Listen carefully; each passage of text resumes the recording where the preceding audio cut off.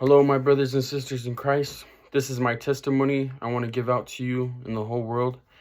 So, I grew up not in a Catholic church or Christian church or mostly around church. I know I went to some churches when I was little, but not as much. I was pretty much a normal kid, going to public school and stuff like that. And I've had some pretty crazy moments in my life, especially the time when I had a staph infection when I was in 7th grade. That's how I knew the Lord, because he has all his people, no matter what. Even if they disobey him or don't even acknowledge him yet, he's still there for them, because that's how much he loves us. Well, I had a staph infection because I was playing YAFL, Youth American Football League. I recently tackled someone so hard that I fractured my collarbone right here. And so, it's not as same as the other one is. But that point, it led to me getting a bacteria that they don't know where came from. And it was close to my heart. And I could have died. And I'm blessed that I went at the time I did, because I was fighting the pain. I thought it was just like a minor thing, it was from only my shoulder, but then it got to my groin and I couldn't really walk, and I would stay in bed for like 4 days. So the next day I was like, Mom, just please take me. So I'm hurting all the way there, hurting in the emergency room. And so when we get there, they're like, yeah, you have a staph infection and caused from this random bacteria that we don't even know. So I stayed hospitalized for like a month, and they treated me. I had to get a PICC line right here that led all the way to my heart, and I had to get fluid. Even that continued to at home base, and I was able to clear it out. And they said it could come back in the future, but if I keep going the way that I'm going, they probably won't ever come back. And I'm blessed that the Lord has helped me through that time, for me not even knowing it. Well, fast forward into high school, I was a normal kid listening to secular music. I had girlfriends, 2 that I chose, that I wanted, and I fornicated with them a whole bunch, even lost my virginity to the first one, and, just living a normal life.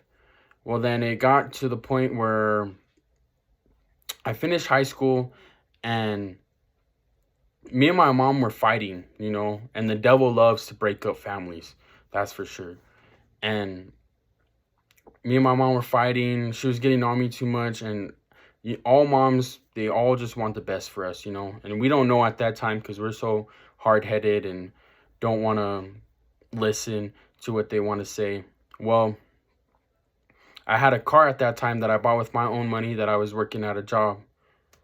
Well, I forgot what fight we were talking about, and I just couldn't handle the words she was telling me. So I left in my car and I went with my grandma. And my grandma always told me if stuff like that happens, that I could always go to her house and stay with her, So that's what I took that opportunity, and I went. And, she introduced me to weed. I've done it at school, but I wasn't as consistent as I was with doing it with her, and leading to my own doing it by myself every day. But I was using that as a way to supplement my sadness and anger that I had built up, and just wanted to go for it for a little relaxation. And so, well, at that point, my grandma showed me the church. She would be like, come to me with daily mass. Not even, especially on Sundays too, she would take me.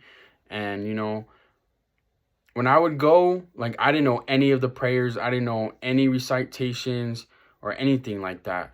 And I would just go because my grandma would tell me to go, Little did I know she was planting a seed inside me, Well, she really showed me her faith. And, I didn't know it at a time, and I was just so involved with my mom telling me, get a job, you know what I mean? Of course, in this world, you need money. But so I recently got 3 jobs. One was at Silver Lanes that I did for a really long time, and the boss didn't like that I liked her daughter, and she didn't like that, so she fired me pretty much. She laid me off, but that's the real reason why she did that. And then secondly, I went to a furniture company that was with my uncle Chris, which he's recently in heaven in 2020, but I was able to work with him, and he's the one that told me to go get the job. I was all dirty, and I didn't think I was going to get accepted, and little did I know, I got accepted the next day. Started working, moving furniture into people's houses. I know how to build furnitures and put it even on the floor in the furniture place.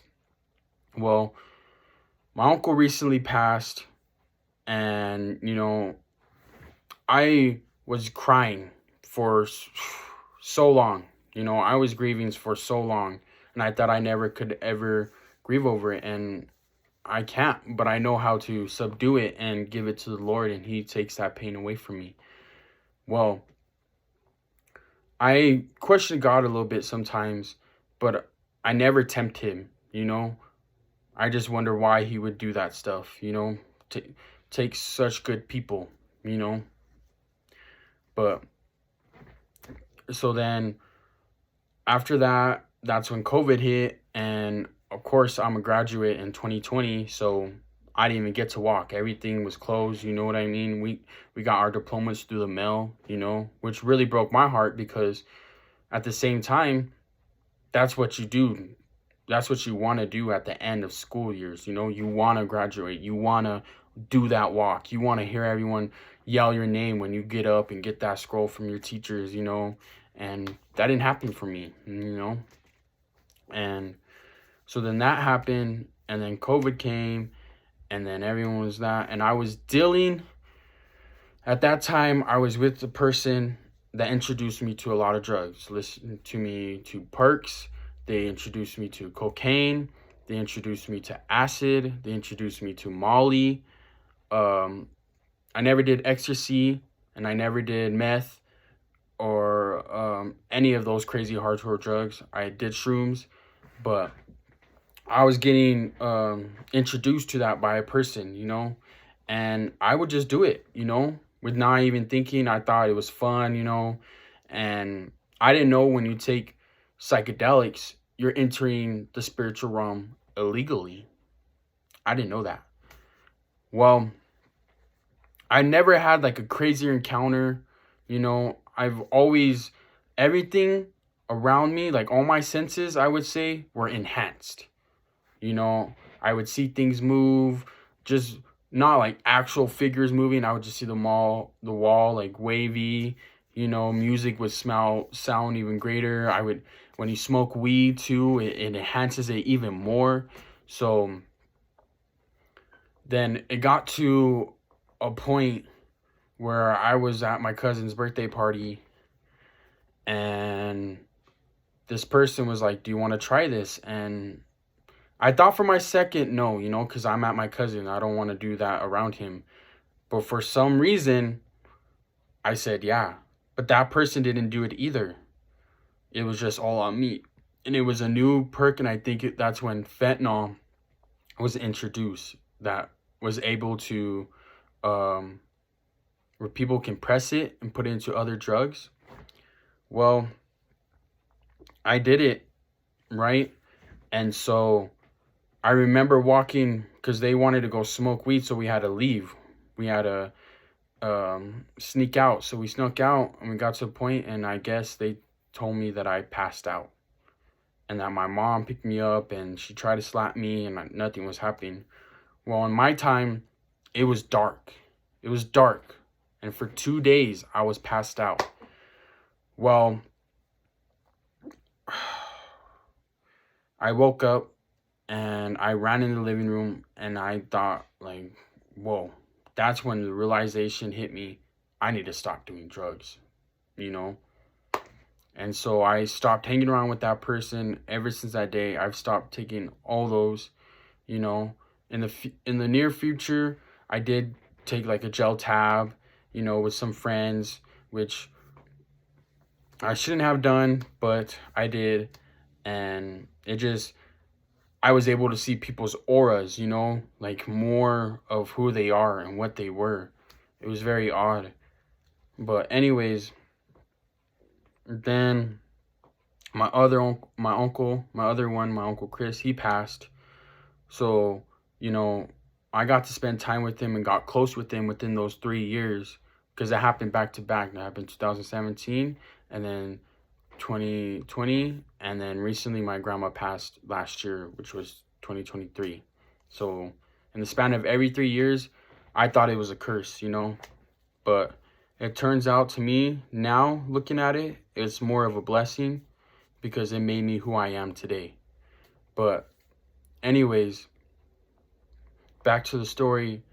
My uncle, he helped me out with my jobs and everything like that. So then when he passed, I took it hard, because he was still grieving from my uncle. You know, he said he missed his older brother a lot and that he wanted to be with him, you know.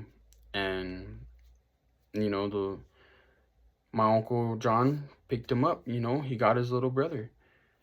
Well, after that time, I quit that job, because that furniture company, the manager, I didn't really like him, because of the way he treated the people I brought in, you know. He made them turn their face, touch them, like, rudely, and just, you know, a real tryant, you know. So I left, and I wanted to give him my wrath. I really did, when I was taking our clothes that we had to give back, and he wasn't there at all that whole day. So I just gave my clothes back, and, you know, he got lucky for that. But that was probably the Lord telling me not to give him wrath. But anyways, so then it came down to a landscaping company, and I was doing that. I was at Brightview Landscape. I was out there in Northern Meadows. I was doing those big houses, 3-story houses with just dirt in the yard, and just fixing it up, doing it real nice. We did a count, and we did like over 100 houses in one day, and we were just knocking it out. And, you know, I was learning a whole bunch of skills, which I love, but then I also love money. You know, I was like, check, money. You know, who wouldn't? And then I saw that Amazon fulfillment center was opening up here. So, you know, I told my boss, I thanked him, because I brought my other 2 friends in there. One of them's still with me today. The other one, I pray for him. You know, he liked them. You know, we did hard work for that guy. And so I got to the Amazon job, and, you know, paying $15.50 an hour, you know, and I was working 4 10s and having 3 days off, you know, why not? So I was making a whole bunch of money, you know. I averaged to make like almost 20K, you know. But I spent 10 and I saved 10. And I was living with my grandma. Well, my grandma at the time, you know, she was a heavy drinker. She drank for almost like 48 years of her life, you know, because of the tragic stuff that happened to her. And I'm definitely going to write a book about our family, the Ludi family. That's what it's called, until that time comes. But anyways, so she stopped drinking, and she had an interlock. And it was a lifer, which means she has it for life. Well, I was doing that job, you know. The landlord kicked her out, even though she was living there for 10 years.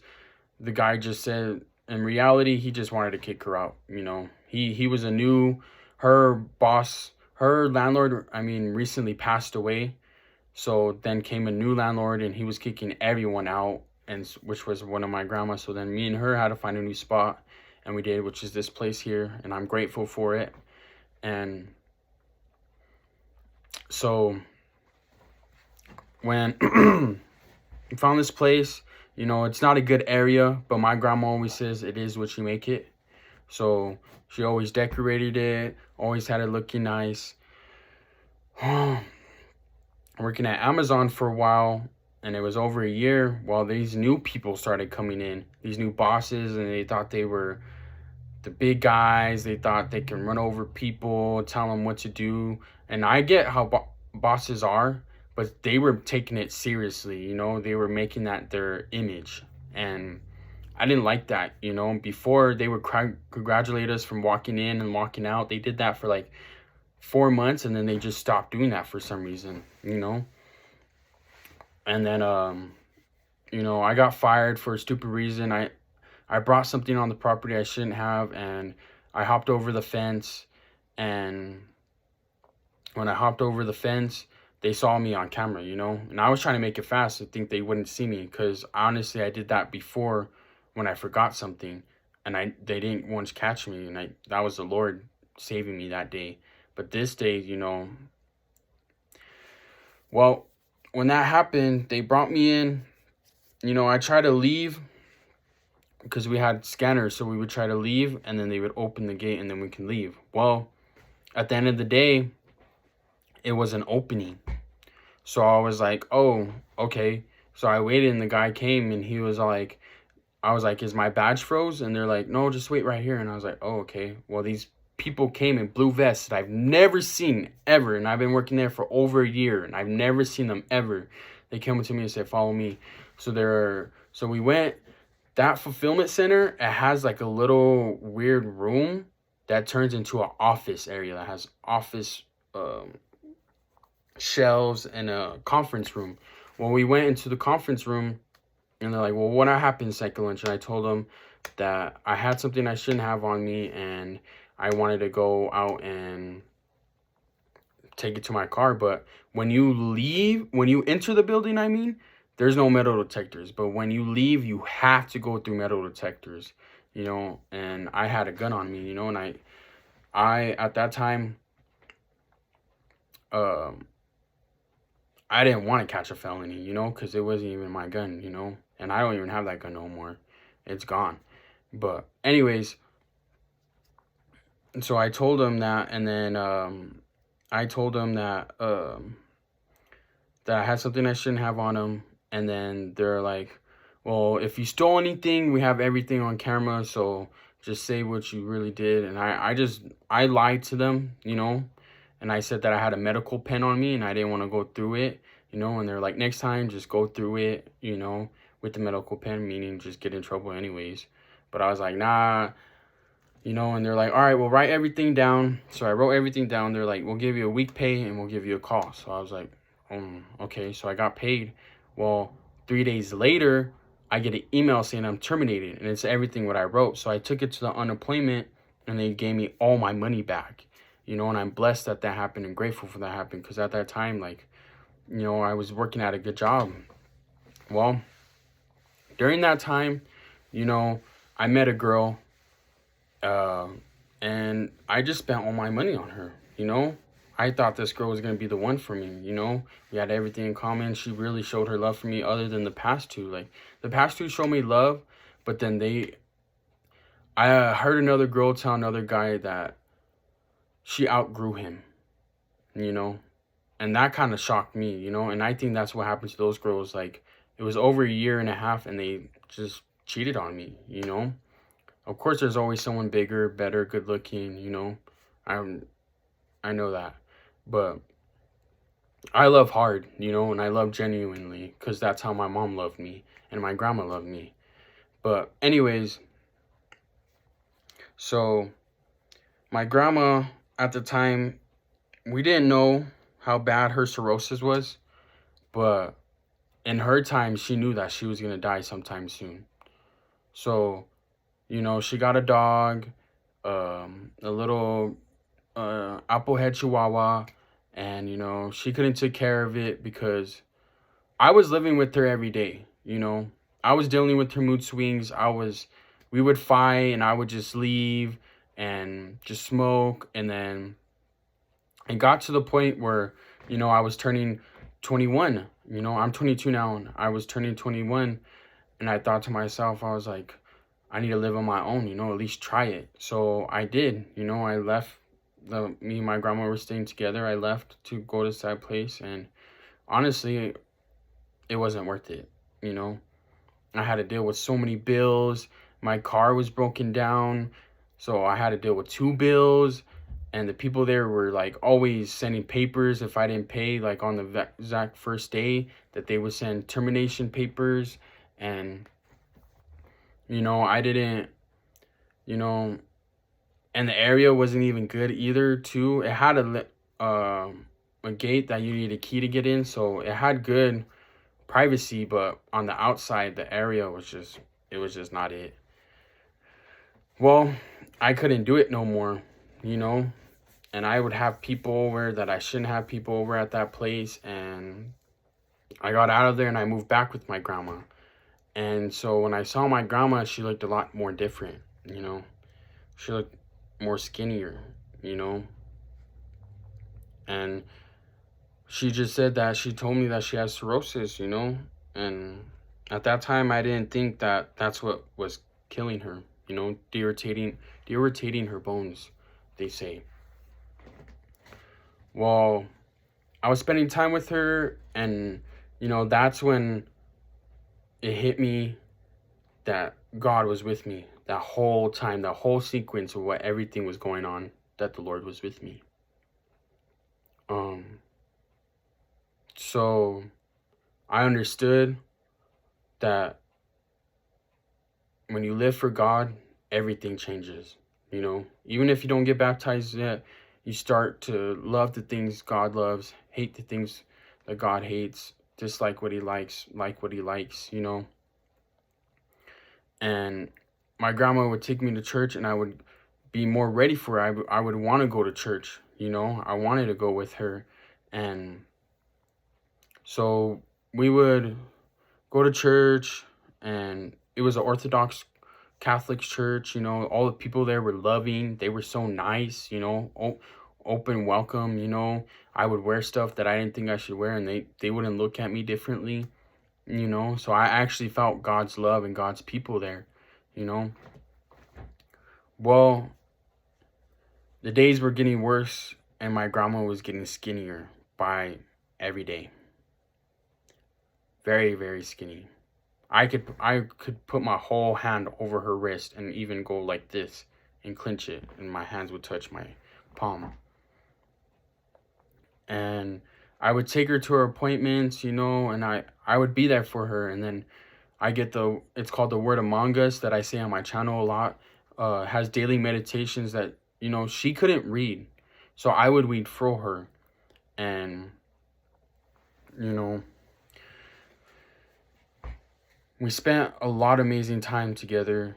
And so her dying days were coming, And I didn't have a job. My unemployment, I ran out of it. So I was doing whatever work I can. The latest work I did was the balloon fiesta. Was my last work that I did.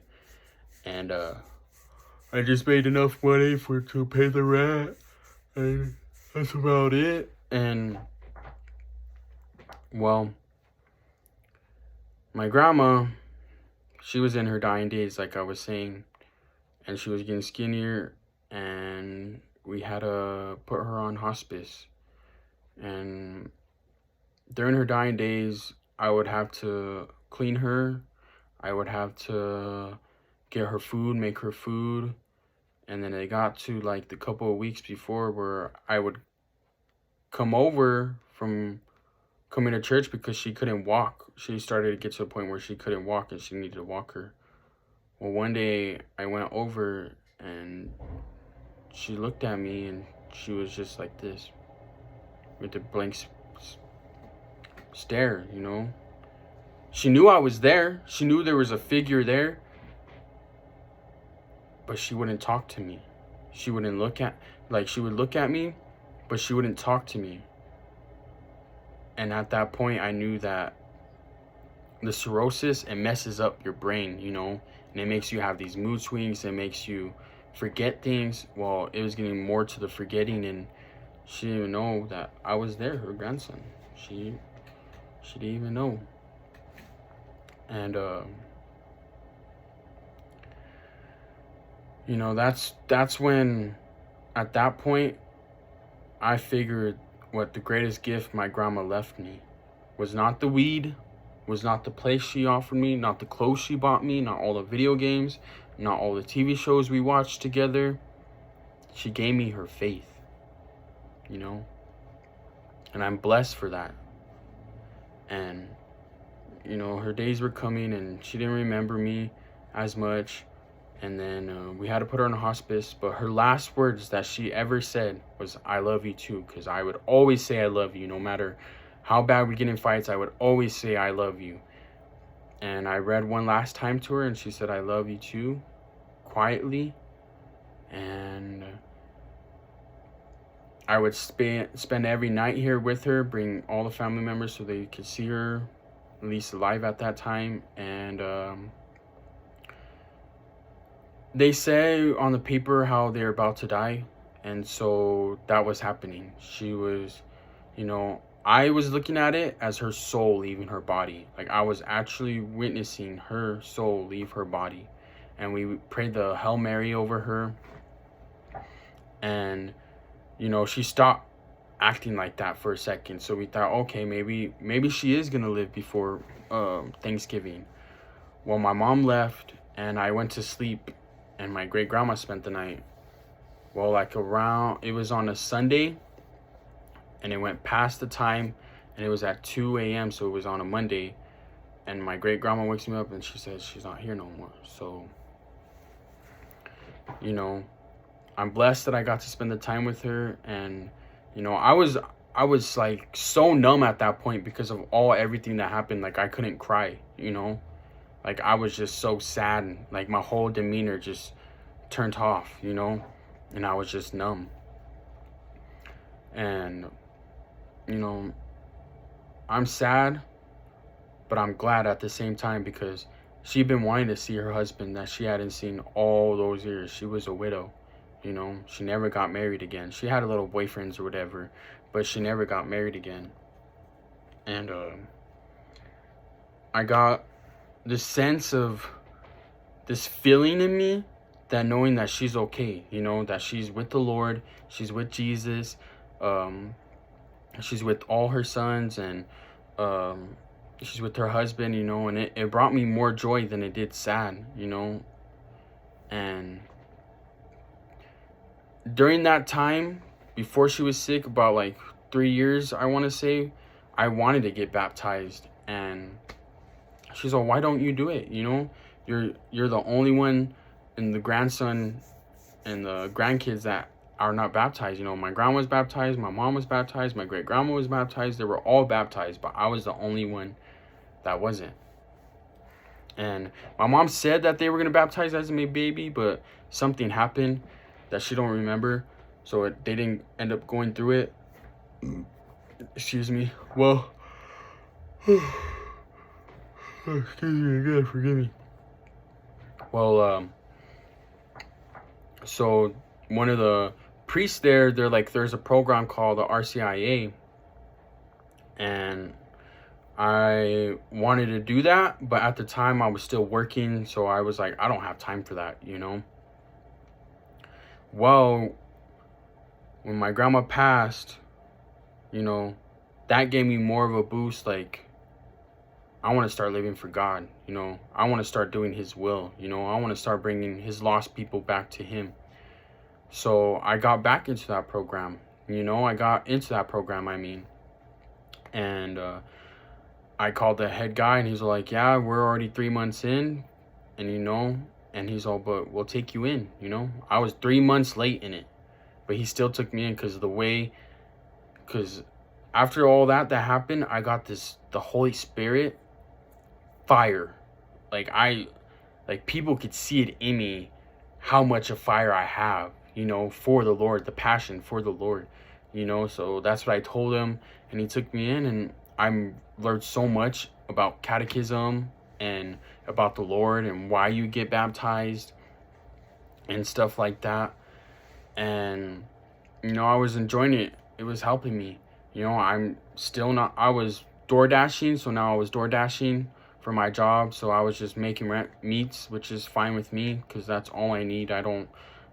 You shall not want anything, and so I was doing that. And this year, Easter Vigil, I got baptized. And when I got baptized, I went through experience that I saw because I have visual head, and I come with like how can I say this? I come in my head with a lot of like moments that I make real, like of me dying or someone else dying. You know, it's like I can make it vivid in my head. Well, this time when I got baptized, I saw my older self, my figure, myself, my figure, shut the door. I saw Jesus shut the door, and he grabbed my hand and said, "Let's go." And that's what I felt, you know. I felt all my past self, all what I ever did wrong, just all leave. And you become a new creation, you know. And I've been celibate for all that time, and I'm still celibate. I'm await to marriage. So when I do have intercourse, it's for a baby. It's not because I just want to have intercourse. I want to have a baby. I want to be a father. And so I got baptized, and everyone comes up to me when they see me. They thank me, they congratulate me. They're like, their faith got stronger. They never see someone so much fire, you know. And I was the youngest one in that class. You know, I'm 22. Everyone else was older. Some didn't get baptized, and some didn't complete communion or be confirmed yet. And you know, that was a sign to me, you know. And I would speak up in class. I was pretty much the only one that talked that whole time in class, even though I came late, you know. I didn't have a Bible at the time, and I knew my mom had one, so I went and stole hers. But then when I got into the class, they gave me a Bible, so I gave her one back. But yeah, you know, the Lord works in mysterious ways. And I got baptized the